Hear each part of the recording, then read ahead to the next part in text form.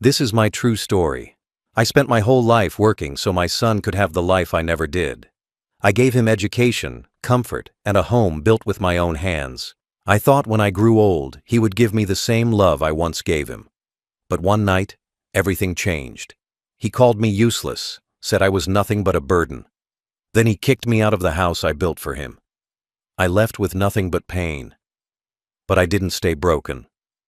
Before I tell you what I did next, tell me where you're watching from and what time it is right now. And please subscribe so my story can reach more people. It started on a cold evening, one I will never forget. My son came home angry, slamming doors, shouting about things that didn't make sense. I stood there confused, watching the boy I raised become someone I didn't know anymore. He looked at me like I was a stranger in his house, like I didn't belong there. Then, out of nowhere, he said it. "You're useless." Those words hit harder than any slap. My heart felt heavy, but I stayed quiet. I thought maybe he didn't mean it. Maybe it was just anger. But he wasn't finished. He said I had done nothing for him, that I had only held him back, that my time was over. I looked around the room, the walls I painted myself, the furniture I bought with my sweat, the roof I built to keep him safe, and suddenly, it all felt foreign. It wasn't home anymore. He pointed to the door and told me to leave. My knees felt weak, my chest tight. I thought he was joking, but his face said otherwise. His wife stood there watching, arms crossed, saying nothing. Her silence hurt almost as much as his words. I wanted to ask, where should I go? But the pride in me stopped the question. I had been humiliated enough already. I picked up my old coat, the same one I wore to work for years, and walked toward the door. My hands shook as I reached for the handle. I looked back one last time, hoping to see a flicker of regret, but there was nothing, just cold eyes staring back at me like I was already gone.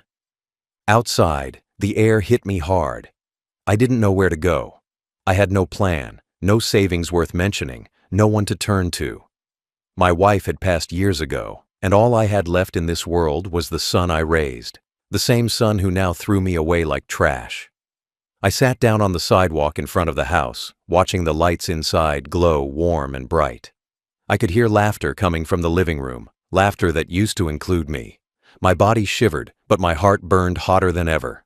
I stayed there for a while, hoping maybe he'd come out, maybe he'd realize what he'd done. But he never did. Hours later, I stood up and started walking. The night was quiet, except for the sound of my footsteps on the pavement. Every step felt heavier than the last. I thought about everything I'd done for him. The nights I stayed up fixing his school uniform, the years I worked 2 jobs so he could go to college, the times I skipped meals so he wouldn't have to. None of it mattered now. To him, I was nothing, just a useless old man. The thought of that nearly broke me, but deep down, something else started to grow. Something I hadn't felt in years, not anger, not hate, determination. By the time I reached the bus stop, I made myself a promise. I would not beg, I would not plead, I would not go back to that house again. He may have thrown me out with nothing, but I still had one thing left, my will to stand back up. I looked up at the night sky and whispered to myself, "You'll regret this one day." I didn't know how or when, but I knew life has a way of turning things around. That night I slept on a park bench. The cold bit through my clothes, but I didn't cry. I just stared at the stars and thought of all the times I carried him in my arms when he was a baby. I remembered his first steps, his first words, his first smile, and then I remembered his last words to me. "You're useless." That was the moment I decided that one day I would prove him wrong. Not with words, not with anger, but with success. I didn't speak to anyone for days. The silence around me became both a punishment and a teacher. The first night on that park bench was the hardest. I lay awake, staring at the dark sky, thinking about where everything went wrong. The same hands that once held my son when he was sick were now trembling from the cold. The same voice that once sang him lullabies was now silent because there was no one left to listen. I could still hear his words in my head. "You're useless." Every time I tried to sleep, they echoed again and again, cutting through my chest like a knife. I had never known that a few words could hurt worse than any wound. In the morning, people walked past me like I didn't exist. Some looked away. Some whispered. I was invisible. I walked through the streets with my old coat wrapped tight, trying to find work, but no one wanted to hire an old man. I used to be respected once. People called me sir, shook my hand, asked for advice. Now I was just another face in the crowd. I had no home, no family, no name that mattered. But through the silence, I began to think clearly for the first time in years. Maybe losing everything was how I would finally find myself again. One afternoon, I passed by a cafe where I used to take my son when he was little. He loved the chocolate cake there. I stood outside, watching other fathers laugh with their children, and something inside me cracked. I wanted to walk away, but my legs wouldn't move. I stayed there for hours, watching the kind of love I once had, the kind I lost. For the first time since that night, I felt tears rolling down my cheeks. I didn't stop them. Sometimes pain needs to escape before you can start to heal. At night, I went back to the same bench. The silence became my only friend. No one asked where I had been, no one cared. But that silence began to teach me something important, that I didn't need anyone's permission to stand again.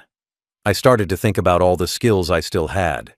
I could fix things. I could repair broken lights, doors, plumbing. I wasn't useless. I just needed to prove it. Not to my son, but to myself. Days turned into weeks. I found small handyman jobs in the neighborhood, fixing doors, painting fences, cleaning yards. The pay was little, but it was honest. Every time I earned a few coins, I felt alive again. I saved every bit I could, not because I wanted wealth, but because I wanted purpose.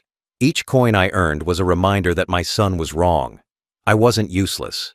I was rebuilding, one small job at a time. There were nights I still thought of him, wondered if he ever felt guilty, if he ever thought about me. But I didn't call. I didn't visit. I had nothing left to say. Silence became my armor. I knew if I spoke too soon, my anger would take over, and I didn't want that. I wanted control. I wanted to earn my revenge through success, not through bitterness. Sometimes, I'd walk past his neighborhood late at night, just to see the house I once built. I'd look from a distance, the lights shining bright through the windows, laughter spilling out, my grandson's shadow running across the curtains. They didn't even know I was there.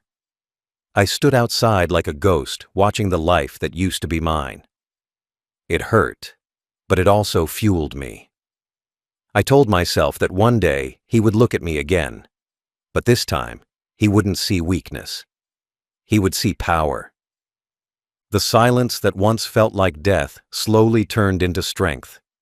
Every day I worked quietly, saved quietly, and planned quietly. People say silence is empty, but they're wrong. Sometimes silence is where a broken man rebuilds his soul. And as I stood in that quiet, forgotten by the world, I started to understand something. Maybe being thrown away was the best thing that ever happened to me. Because from that moment on, I didn't live to earn my son's respect anymore. I lived to earn my own. The days that followed were long and heavy. Every morning I woke before sunrise, washed my face in a public restroom, and went out looking for work. Sometimes I got lucky. Someone needed a pipe fixed or a wall painted, but most days ended with nothing. I ate one meal a day, usually bread and tea. My body was tired, my hands rough and cracked, but my mind refused to give up. The world had called me useless, but I swore I would prove otherwise. I didn't care how long it took or how hard it became. I was ready to crawl through the pain, if that's what it took to stand again. People didn't see me the way they used to. To them, I was just another old man trying to make ends meet. They didn't know that years ago, I was the one who paid for others' meals, who gave advice to younger men, who carried entire projects on my shoulders. Now, I was invisible. But sometimes being invisible is a blessing. No one expects anything from you, and that gives you freedom. I didn't owe anyone anything anymore, not even my son. For the first time in my life, I was working only for myself. One afternoon, as I was walking home from a small plumbing job, it started to rain. I had no umbrella, so I just kept walking. The rain soaked through my clothes, the wind bit at my skin, but I didn't care. I looked up at the gray sky and whispered, "You can't break me." That was the first time I said it out loud. It felt strange, but also powerful. Every drop that hit me reminded me of that night my son threw me out, and I realized something. Pain only controls you when you run from it.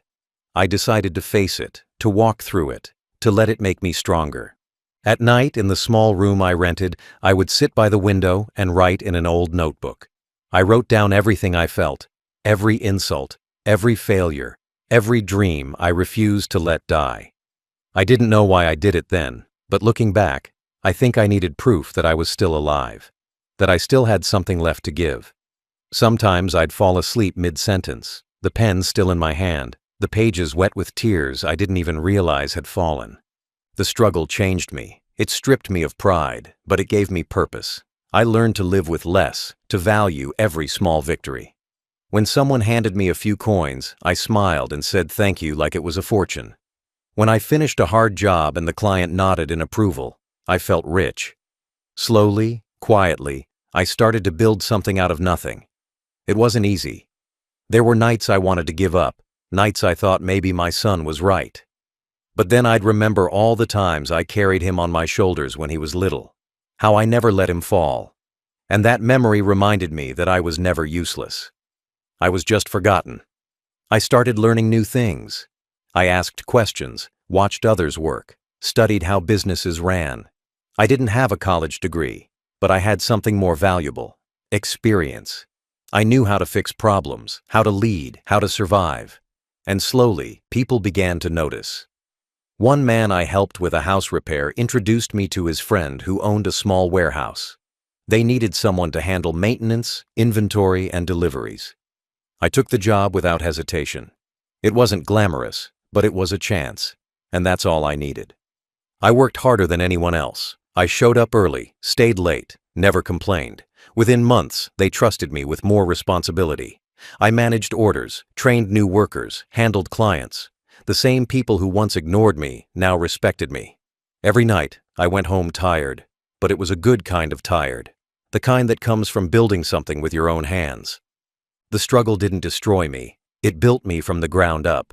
I learned that when life takes everything away, it's giving you a clean slate to rebuild something better.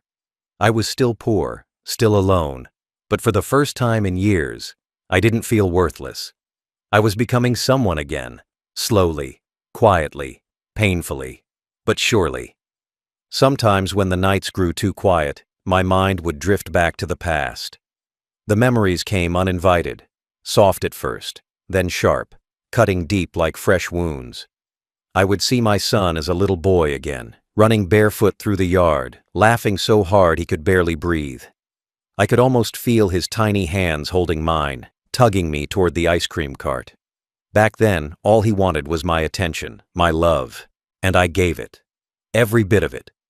I worked extra hours just to buy him toys, skipped meals so he could eat better, stayed up late fixing things he broke just so he could smile again. Those moments were my life. I lived for him. I never thought a day would come when that same child would look at me and see a burden. I remembered the nights I'd come home exhausted from work, dirt under my nails, grease on my hands. He would run to the door and hug my legs, shouting, "Dad's home." That sound used to heal everything. The tiredness, the pain, the hunger. I'd look at his face and think, it's all worth it. Every sacrifice, every sleepless night, every coin I earned went into his future. I didn't want him to struggle like I did. I didn't care if I went hungry as long as he was fed. That was my only dream, to make sure his life was better than mine. Now, as I sat alone in that tiny room, those memories were both comfort and torture. Comfort because they reminded me that I had once been loved. Torture because they showed me how far we had fallen from that love. I couldn't stop asking myself, where did I go wrong? Was I too soft? Did I give him too much?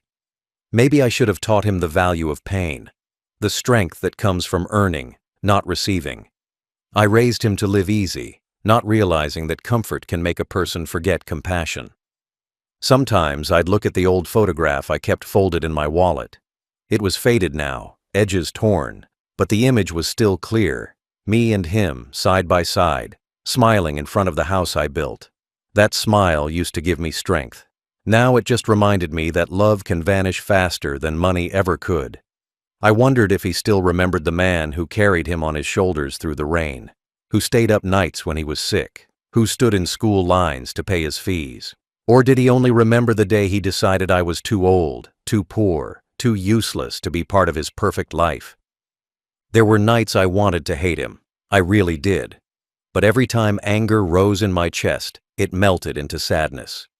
He was still my son, my blood, my own flesh. I couldn't hate him. But I couldn't forgive him yet either. Forgiveness felt too much like letting him win, and I wasn't ready for that. So I held on to the memories, not to feel sorry for myself, but to remember why I needed to rise again. I wanted to prove that love betrayed can still stand taller than cruelty given. Each time I thought about those old days, I worked harder the next morning. I reminded myself that the man I used to be, the father who sacrificed everything, was still inside me somewhere. He just needed a reason to come back. Every memory of laughter became fuel. Every memory of kindness became fire. I told myself that one day my son would see me again, not as a weak old man, not as a burden, but as someone he could never break. The past hurt, but it also guided me. It showed me that love alone isn't enough. Respect must follow. I had loved my son too much to make him strong. But now life was giving me another chance. A chance to become the man he could never destroy. I stopped being haunted by what I lost and started being driven by what I could still become. And as I stared at that photo one last time before tucking it away, I whispered to myself, "You'll see me again, son. But when you do, you won't recognize the man you once threw away." It happened on an ordinary day. One of those long afternoons where I was working under the summer sun, fixing an air conditioner for an office building. My hands were tired, my back aching, but I was used to it by then.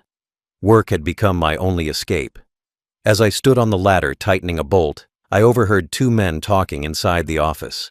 Their voices carried through the open window. They were discussing how the company was struggling, how it might be sold soon, and how the new investors were looking for opportunities to buy it cheap. I didn't think much of it at first, but when one of them mentioned the company's name, my hands froze. It was the same company where my son worked, the same place he bragged about, the same place he said he'd make something of himself. For a long moment, I just stood there, silent, listening. My heart started to beat faster. I thought about walking away, pretending I hadn't heard anything, but something inside me refused to move. I realized life had just given me a chance. One small door opening in the middle of years of closed ones. I finished the job quietly, collected my pay, and went home. But my mind was racing. I couldn't stop thinking about it. I didn't know how, but I was going to find a way to buy into that company. Not for revenge, at least that's what I told myself, but to take back my dignity. That night, I barely slept. I sat by the window, looking out at the empty street, thinking about all the years I had wasted begging for respect from people who never valued me. I thought about my son's words, about being useless. I whispered to myself, "We'll see who's useless." I had no business degree, no fancy education, but I had experience, patience, and the kind of hunger only pain can create. That's when I decided I wouldn't just survive anymore, I would rise. The next morning I went to the bank. I didn't have much savings, but I had enough to start something small. I took out a loan, the kind that could ruin me if I failed. Then I reached out to an old friend, a man I once helped when he was starting his own logistics business. He hadn't forgotten. When I told him my idea, he didn't laugh. He looked at me and said, "If anyone can do this, it's you." He introduced me to a few people, small investors who were looking for opportunities. With their help, I started buying shares of that company quietly, little by little, through different channels. No one knew my name. I was just another silent investor. Each month, I bought more. Each time, I reminded myself why I was doing it. I wasn't chasing money. I was chasing respect.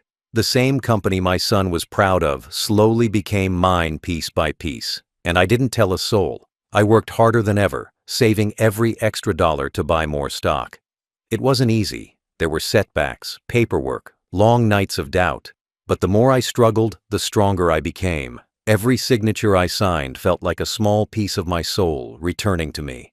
1 year later, I sat across from the company's board members as they discussed the final sale. They didn't recognize me. To them, I was just an older man representing a new investment group. They talked about numbers, contracts, and shares. I said very little. When the deal closed, one of them smiled and said, "Congratulations, sir. You now own majority control." I nodded quietly, but inside, I felt something powerful. Not pride, but peace. The same world that had once thrown me away now bowed to my decisions.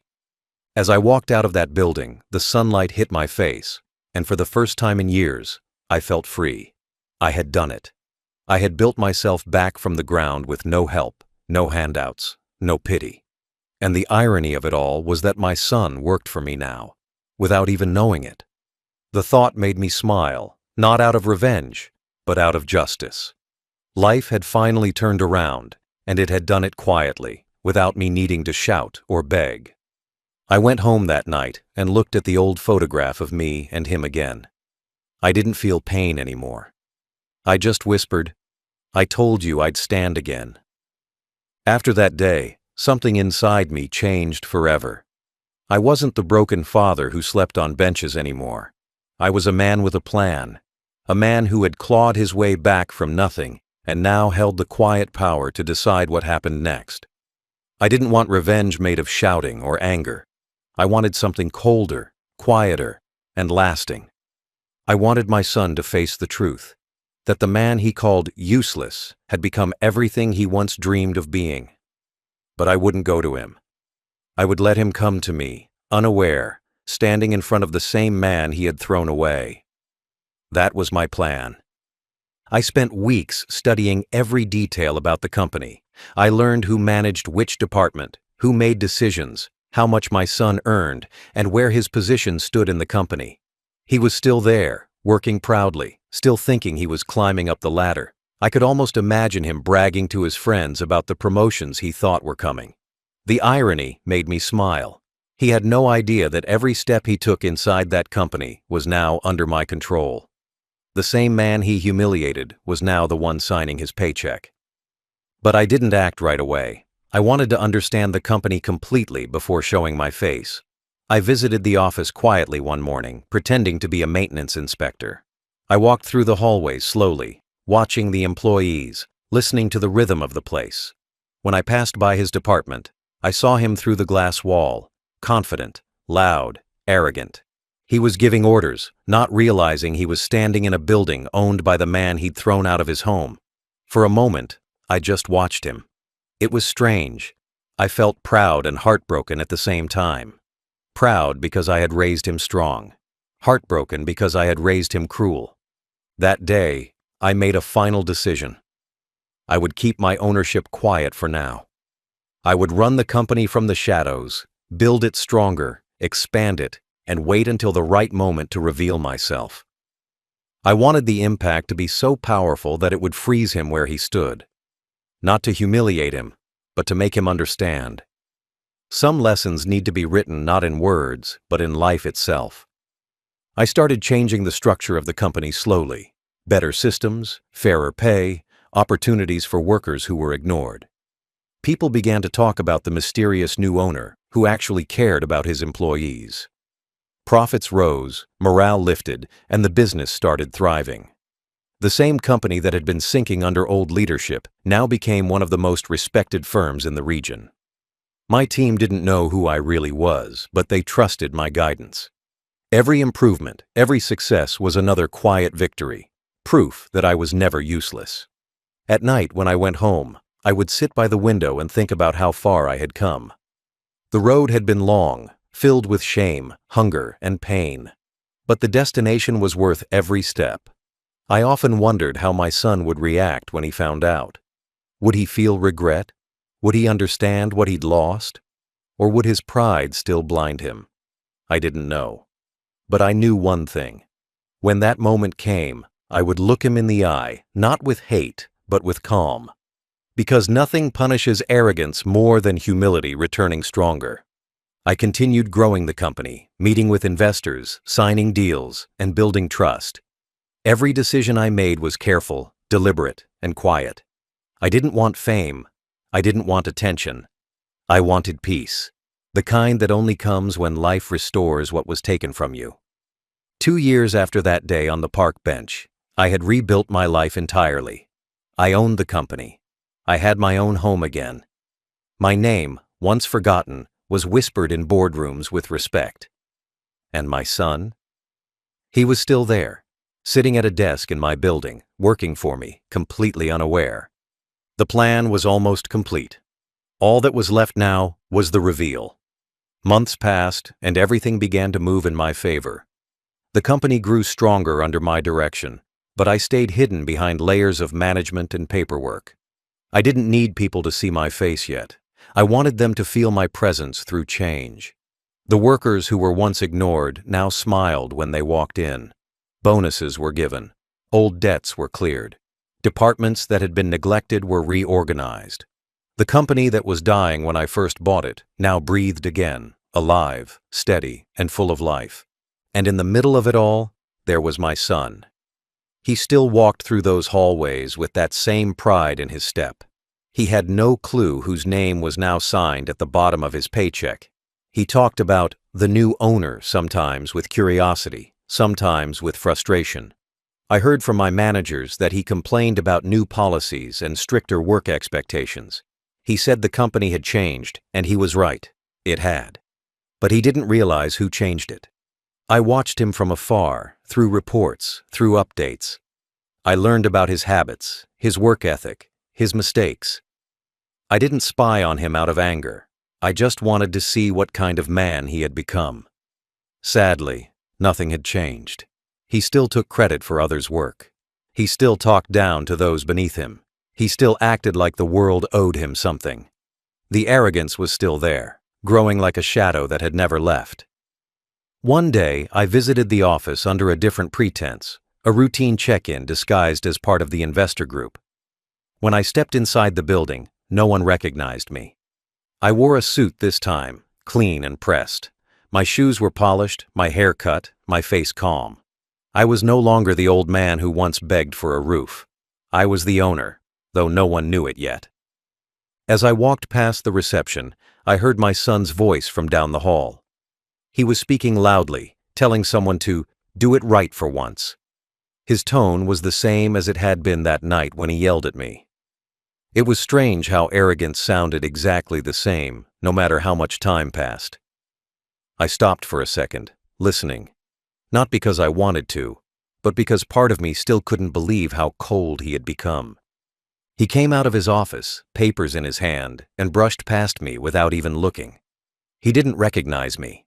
My hair had turned completely gray, my face lined deeper, and I carried myself differently now, quietly, confidently.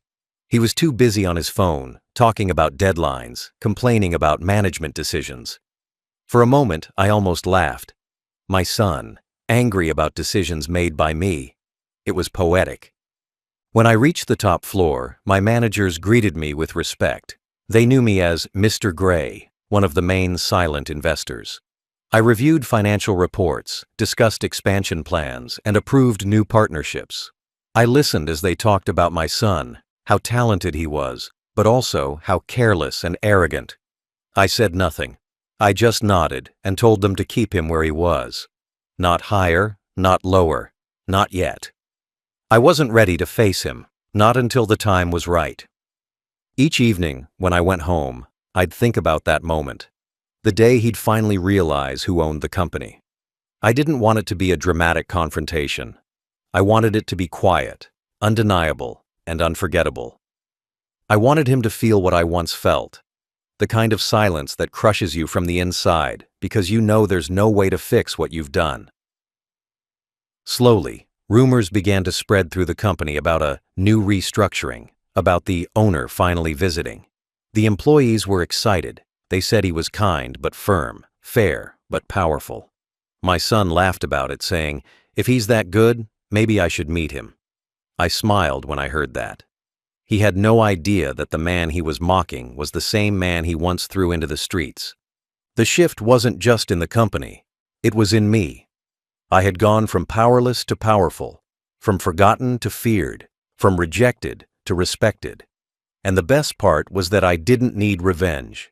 I didn't need to raise my voice or seek apology. Life had already done the work for me. All I had to do was show up, at the right time, in the right way, and let the truth do the rest. The day finally came. I had been waiting for it for 2 long years. The company sent out an email to all staff announcing that the new owner would be visiting for an official introduction and leadership meeting. I knew he would be there, sitting somewhere in that conference room, surrounded by his co-workers, full of confidence, maybe even trying to impress whoever this mysterious owner was.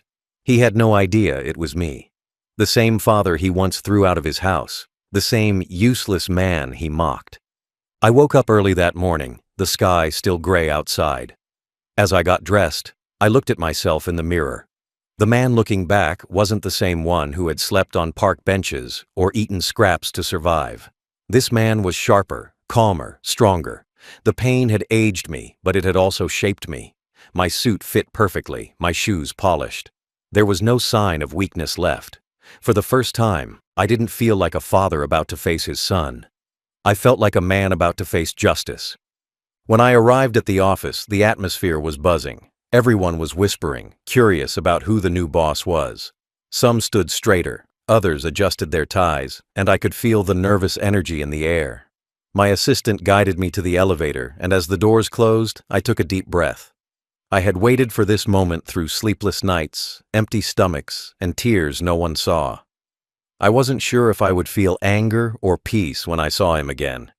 But I knew one thing: I was ready.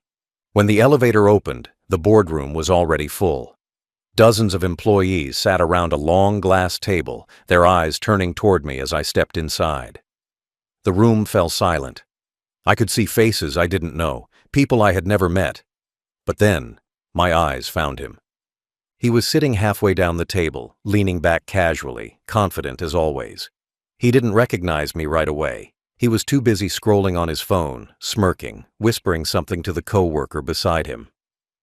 I walked slowly to the front of the room, each step echoing in the silence. And then, as I turned to face everyone, I saw the exact moment it hit him.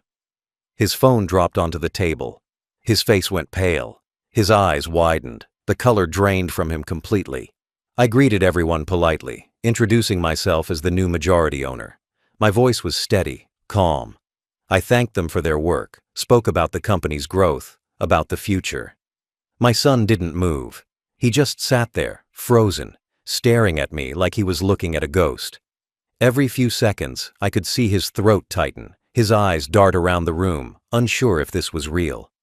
When the introductions ended, I paused and looked directly at him. The whole room seemed to vanish. It was just him and me now. I held his gaze, and for the first time in my life, I didn't see the boy I raised. I saw the man who had thrown me away. I didn't hate him. I just saw the truth. The arrogance, the pride, the emptiness.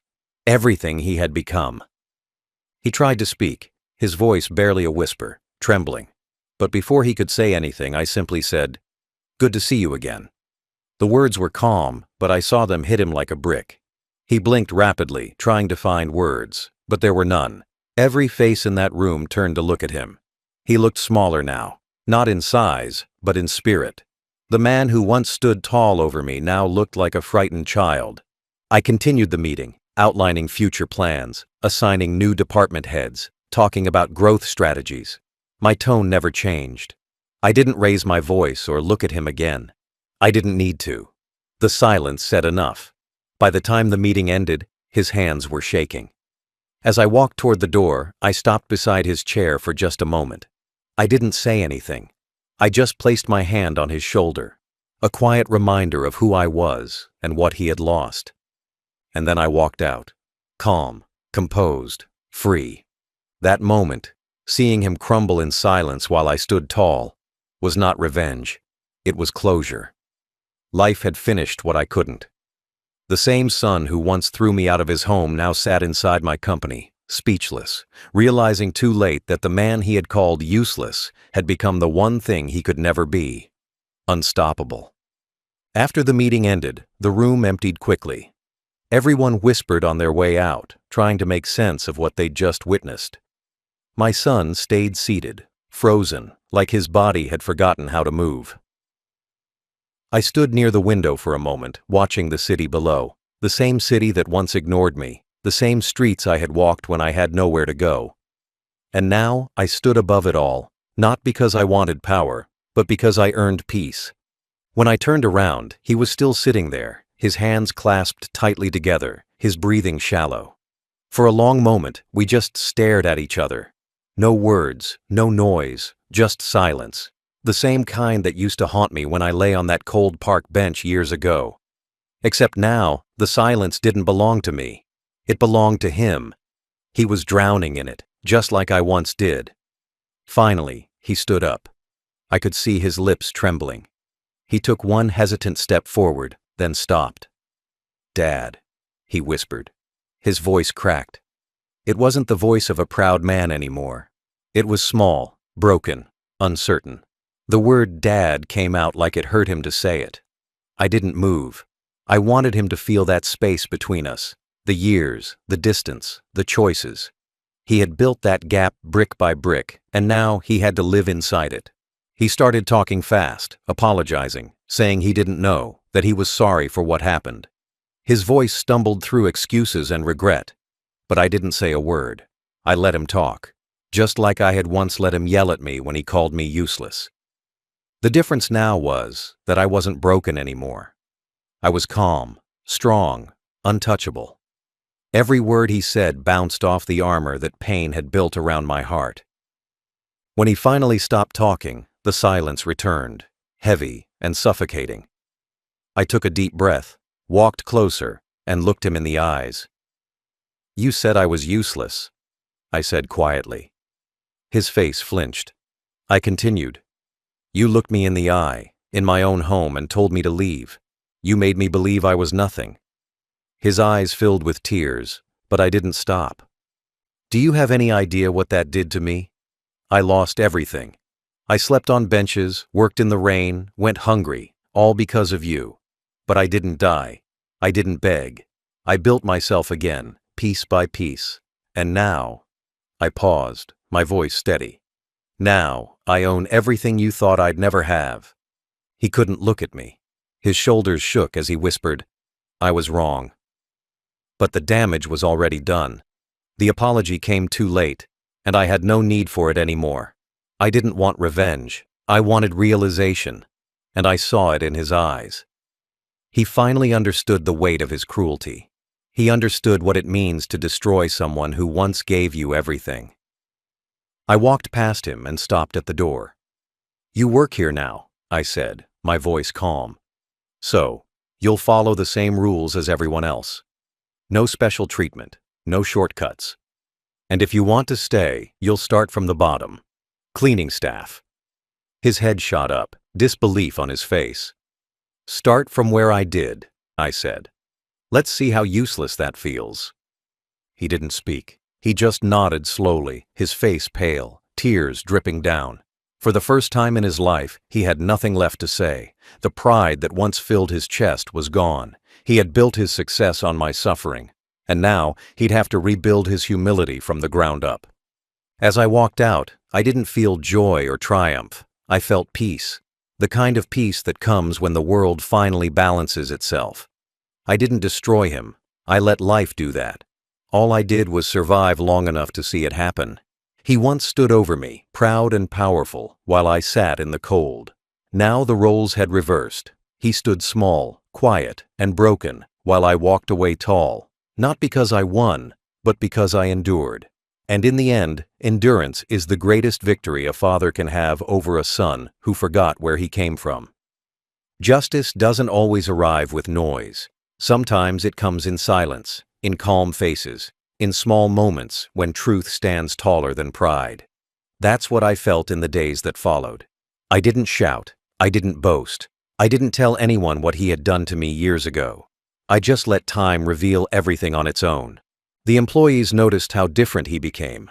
The same man who used to walk through the office with arrogance now kept his head down, doing his work quietly. The one who once looked down on others was now wiping tables, taking orders, answering to the people he used to ignore. It wasn't punishment, it was balance. Each morning when I arrived at the office, I would see him cleaning the hallways. He never looked up, but I knew he could feel my presence.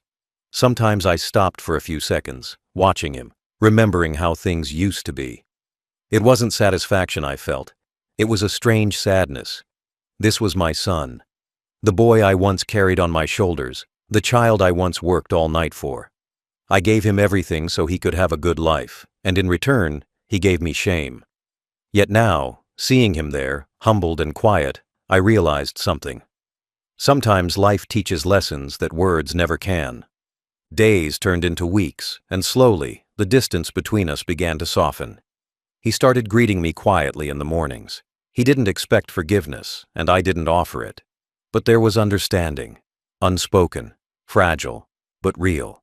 I could see it in the way he carried himself now. The pride was gone, replaced by remorse. The arrogance had turned into reflection. He had learned more in those few months of cleaning floors than in all the years of comfort I once gave him. One evening, as I was leaving the office, I saw him sitting alone on the stairs outside. His clothes were dirty, his hands rough from work. But his eyes, they were different now. Not angry, not proud. Just tired and maybe grateful. I didn't say anything, I just nodded. He nodded back. That small gesture meant more than any apology. It was his way of saying, I understand. After that, I asked HR to move him to a different department. Not as a manager, not as anything special, just a regular position where he could start again. He didn't know I made that decision, and I didn't tell him. I didn't need to. Sometimes justice isn't about revenge or power. It's about giving someone the chance to rebuild what they destroyed, piece by piece, the hard way. Months later, when the company celebrated its anniversary, I stood on the stage and gave a speech. I spoke about struggle, about respect, about never forgetting where you came from. I didn't mention names, but everyone knew what I meant. My son was sitting in the back of the hall. When our eyes met, he looked down, ashamed but listening. Maybe that was enough. Justice had already been served long before that night. It wasn't in money, or power, or control. It was in the quiet realization that he finally understood the pain he once caused. He learned what it felt like to be small, to be ignored, to be powerless. And he learned that the man he once called useless had built something no one could take away. Dignity. Now when I go home, I don't think about the past with anger anymore. I think about how far I've come. From sleeping on a bench to owning the building my son now works in. From being called worthless to being called sir. That's justice, not the kind that destroys, but the kind that restores. He used to laugh at me for being poor. Now, he works for me. Not because I wanted him to suffer, but because I wanted him to understand. Respect isn't given. It's earned. And sometimes the people who seem the weakest are the ones who rise the highest. That's the lesson life gave him. That's the justice life gave me.